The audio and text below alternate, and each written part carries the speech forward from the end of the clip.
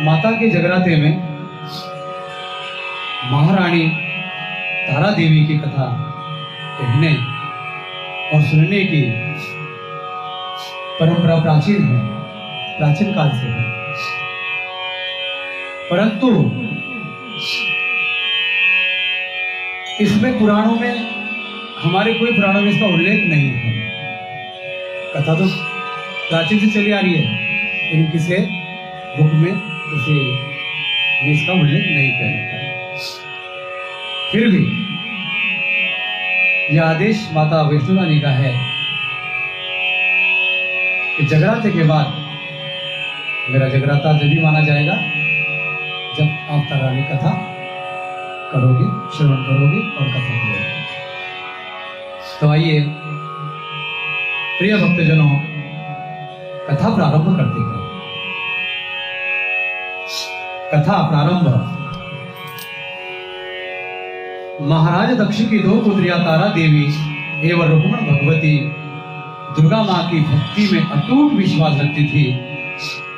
दोनों बहनें नियम पूर्वक एकादशी का व्रत किया करती थी तथा माता के जागरण में प्रेम पूर्वक बड़ी प्रेम से दोनों साथ कीर्तन किया करती थी एवं महात्म्य का कहा सुना करती थी। एकादशी के दिन एक बार भूल से छोटी बहन रुक्मण ने मांसाहार कर लिया। तब तारा देवी को पता लगा तो उसे रुक्मण पर बड़ा क्रोध आया। तारा देवी बोली, तू है तो मेरी बहन, परंतु मनुष्य देह पाकर भी तूने नीच योनि के प्राणी जैसा कर्म किया है। तू तो छिपकली बनने के योग्य है। बड़ी बहन के मुख से निकले शब्दों को रुक्मण ने शिरोधार्य किया और साथ ही साथ प्रायश्चित का उपाय पूछा। तारा ने कहा, त्याग और परोपकार से सब पाप छूट जाते हैं। दूसरे जन्म में तारा देवी इंद्रलोक की अप्सरा बनी और छोटी बहन रुक्मण छिपकली की योनि में प्रायश्चित का अवसर ढूंढने लगी। द्वापर युग में जब पांचों पांडवों ने अश्वमेध यज्ञ किया तो उन्होंने दूत भेजकर दुर्वासा ऋषि सहित 33 करोड़ देवी देवताओं को निमंत्रण दिया। जब दूत दुर्वासा ऋषि के स्थान पर निमंत्रण लेकर गया तो दुर्वासा ऋषि बोले, यदि 33 करोड़ देवी देवता इस यज्ञ में भाग लेते हैं तो मैं उसमें सम्मिलित नहीं हो सकता। दूत 33 करोड़ देवी देवताओं को निमंत्रण देकर वापस पहुंचा और दुर्वासा ऋषि का वृत्तांत पांडवों को सुनाया कि वह सब देवी देवताओं के बुलाने पर नहीं आवेंगे। अपनों के लिए सबसे अच्छे उपहार। यज्ञ आरंभ हुआ। 33 करोड़ देवी देवता यज्ञ में भाग लेने आए। उन्होंने दुर्वासा ऋषि को न देखकर पांडवों से पूछा कि दुर्वासा ऋषि को क्यों नहीं बुलाया। इस पर पांडवों ने नम्रता सहित उत्तर दिया कि निमंत्रण भेजा था, परंतु वे अहंकार के कारण नहीं आ पाए। यज्ञ में पूजन हवन आदि निर्विघ्न समाप्त हुआ। भोजन के लिए भंडारी की तैयारी होने लगी। दुर्वासा ऋषि ने जब देखा कि पांडवों ने उनकी उपेक्षा कर दी है और उन्होंने अत्यंत क्रोध करके पक्षी का रूप धारण किया और चोंच में सर्प लेकर भंडारे में फेंक दिया, जिसका किसी को पता न चला। वह सर्प खीर के कढ़ाई में गिरकर छिप गया। एक छिपकली जो पिछले जन्म में तारा देवी की छोटी बहन थी तथा वह बहन के शब्दों को शिरोधार्य कर इस जन्मों से छिपकली बनी सर्प का भंडारे में गिरना देख रही थी। उसे त्याग और परोपकार की शिक्षा अब तक याद थी। वह भंडारा गृह में छिपकली समय की प्रतीक्षा करती रही। कई लोगों के प्राण बचाने हेतु उसने अपने प्राण न्यौछावर कर देने का मन ही मन निश्चय किया। जब खीर भंडारे में दी जाने वाली थी तो सबकी आंखों के सामने वह छिपकली दीवार से कूदकर कढ़ाई में गिर गई। विद्वान लोग छिपकली को बुरा भला कहने लगे, खीर की कढ़ाई को खाली करने लगे। उन्हें मरा हुआ सांप दिखाई दिया। तब सबको मालूम हुआ कि छिपकली ने अपने प्राण देकर सबके प्राणों की रक्षा की। इस प्रकार उपस्थित सभी सज्जनों ने व देवताओं ने उस छिपकली के लिए प्रार्थना की कि उसे सब योनियों में से उत्पन्न मनुष्य योनि प्राप्त हो, अंत में मोक्ष को प्राप्त करे। तीसरे जन्म में वह छिपकली राजा सर्परश के घर कन्या बनी। दूसरी बहन तारा देवी ने फिर मनुष्य जन्म लेकर तारामती नाम से अयोध्या के प्रतापी राजा हरिश्चंद्र के साथ विवाह किया। राजा सर्परश ने ज्योतिषियों से कन्या की कुंडली बनवाई। ज्योतिषियों ने राजा को बतलाया कि कन्या राजा के लिए हानिकारक सिद्ध होगी, यह शगुन ठीक नहीं है, अतः आप इसे मरवा दीजिए। राजा बोले, लड़की को मारने का पाप बहुत बड़ा है, मैं उस पाप का भागी नहीं बन सकता। ज्योतिषियों ने विचार करके राय दी कि हे राजन, आप लकड़ी के संदूक में ऊपर से सोना चांदी आदि जड़वाए, फिर उस संदूक के भीतर लड़की को रखकर प्रवाहित कर दीजिए। सोने चांदी से जड़ा हुआ लकड़ी का संदूक अवश्य ही कोई लालच से निकाल लेगा और आपकी कन्या को भी प्राप्त कर लेगा। आपको किसी प्रकार का पाप भी नहीं लगेगा। ऐसे ही किया गया। नदी में बहता हुआ संदूक काशी के समीप एक भंगी को दिखाई दिया। वह संदूक को नदी से बाहर निकाला। जब उसने संदूक खोला तो उसे सोना चांदी के अतिरिक्त अत्यंत रूपवान कन्या दिखाई दी। उस भंगी के कोई संतान भी न थी। जब उसने अपनी पत्नी को वह कन्या लाकर दी तो पत्नी की प्रशंसा का कोई ठिकाना न रहा।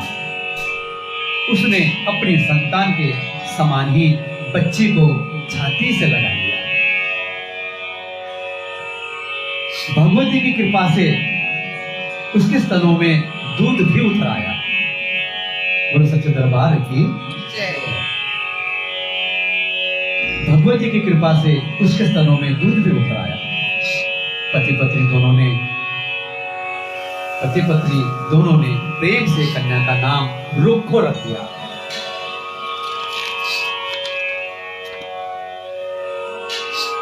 रुक्को की मां महाराज हरिश्चंद्र के घर सफाई आदि का काम करने जाया करती थी। एक दिन वह बीमार पड़ गई। महाराजा की पत्नी तारामती ने जब रुक्को को देखा तो वह अपने पुनर्जन्म के पुण्य से उसे पहचान हो गई। उसको पुनर्जन्म से उसकी पहचान हो गई। तब तारामती ने रुक्को से कहा, हे बहन, तुम मेरे निकट आकर बैठो। महारानी की बात सुनकर रुक्को बोली, महारानी, मैं नीच जाति की भंगन हूं, भला मैं आपके पास कैसे बैठ सकती हूँ? तब तारामती ने कहा, बहन, पूर्व जन्म में तो तुम मेरी सगी बहन थी। एकादशी व्रत खंडित करने के कारण तुम्हें चिपकली की योनि में जाना पड़ा। जो होना था सो हो गया। अब तुम अपने इस जन्म को सुधारने का उपाय करो तथा भगवती वैष्णो माता की सेवा करो। बोलो सच्चे दरबार की, सच्चे दरबार की। आप दोनों भी ना जाइए। बोलो सच्चे दरबार की।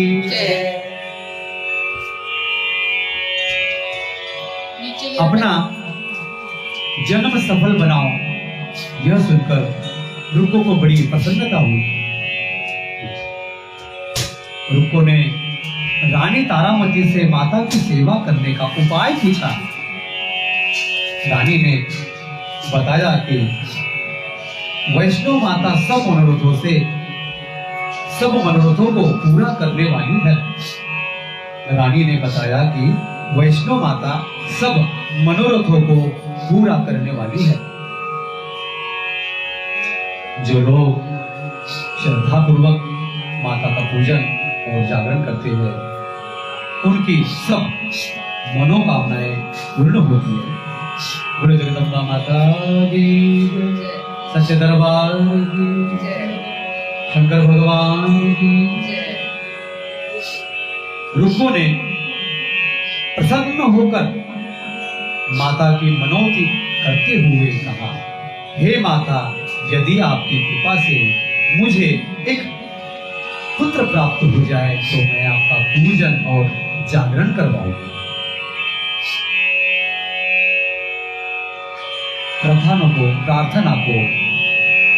प्रार्थना को माता ने स्वीकार कर लिया। बोलो सच्चे दरबार की। फलस्वरूप 10वें महीने में उसके गर्भ से एक अत्यंत सुंदर बालक ने जन्म लिया। परंतु दुर्भाग्यवश रुक्को को माता का पूजन जागरण करने का ध्यान नहीं रहा। परिणाम यह हुआ कि जब वह बालक 5 वर्ष का हुआ तो एक दिन उसके माता चेचक निकला। रुक्को दुखी होकर अपने पूर्व जन्म के बहन तारामती के पास गई और बच्चे की बीमारी का वृत्तांत सुनाया। तब तारामती ने कहा, तू जरा ध्यान करके देख कि तुझसे माता के पूजन में कोई भूल तो ना हो। इस पर रुक्को को 6 वर्ष पहले की बात ध्यान आई और उसने अपना अपराध स्वीकार कर लिया। बोलो सच्चे दरबार की। रुक्को ने मन में निश्चय किया कि बच्चे की आराम आने पर अवश्य जागरण करवाऊंगी। बोलो सच्चे दरबार की।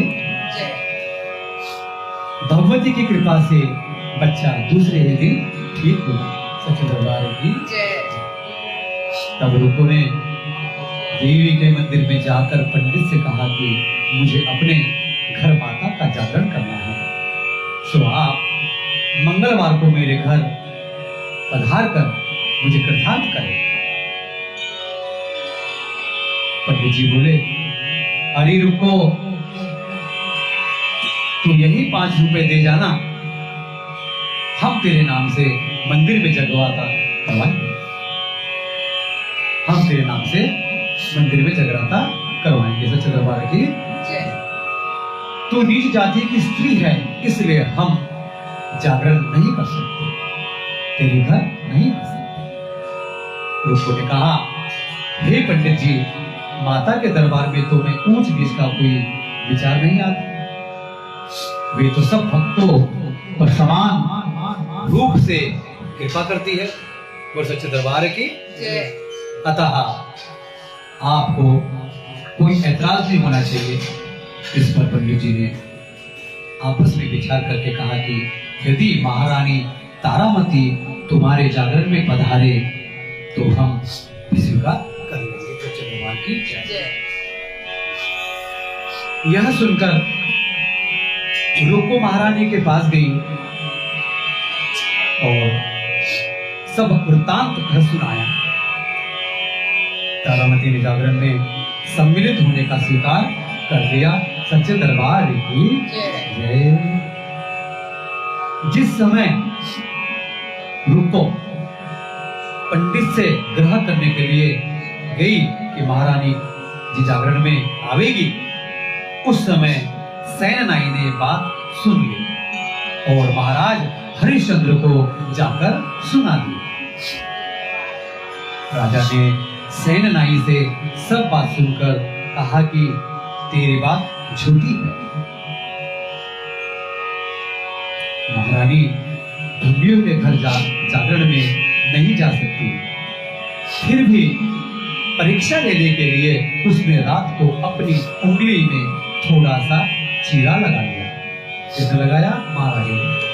सच्चे दरबार की ताकि महाराज को नींद ना आवे। रानी तारामती ने जब देखा कि जागरण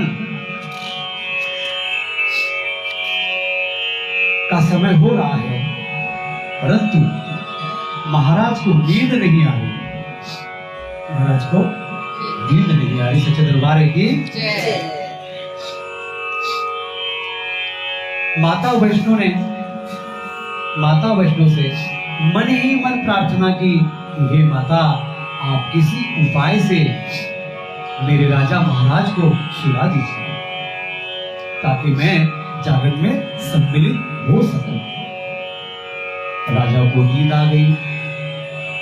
रानी तारामती रोशनदान से रस्सी बांधकर महल से उतरी, लेकिन पांव की एक कंगन रास्ते में ही गिर गई। उधर थोड़ी देर बाद ही राजा हरिश्चंद्र की नींद खुल गई। तब वह भी रानी का पता लगाने निकल पड़े।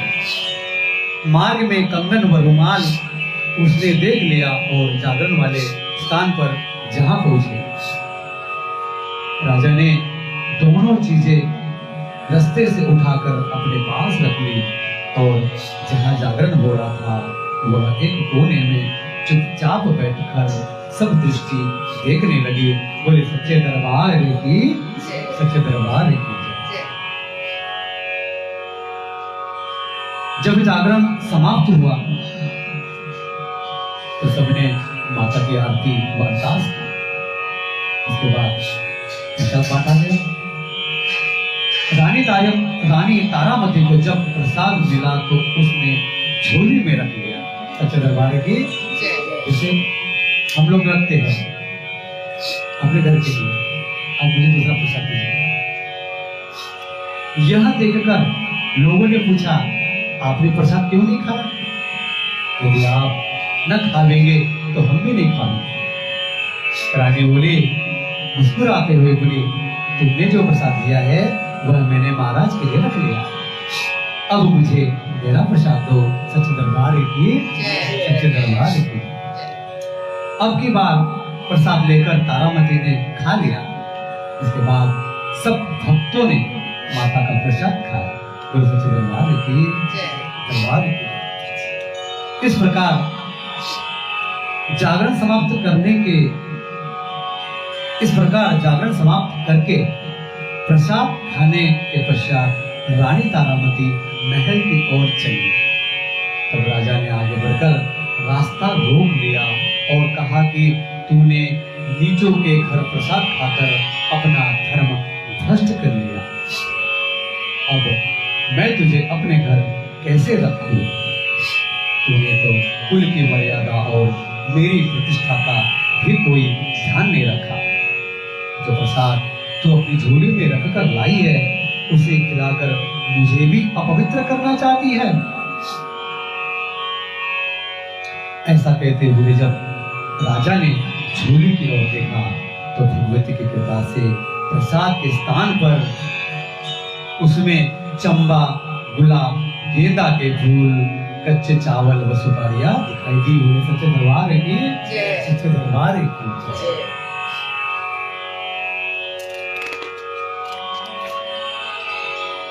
यह चमत्कार देख राजा आश्चर्यचकित रह गया।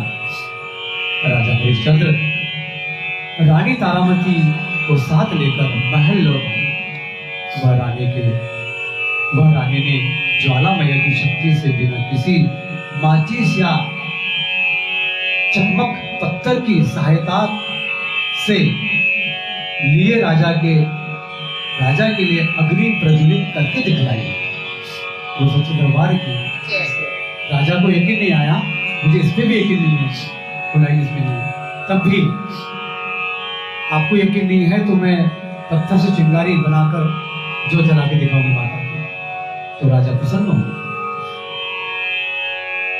जिसे देखकर राजा का आश्चर्य और बढ़ गया। राजा को मन ही मन में देवी के प्रति विश्वास तथा श्रद्धा जाग उठी। सच्चे दरबार की, सच्चे दरबार की।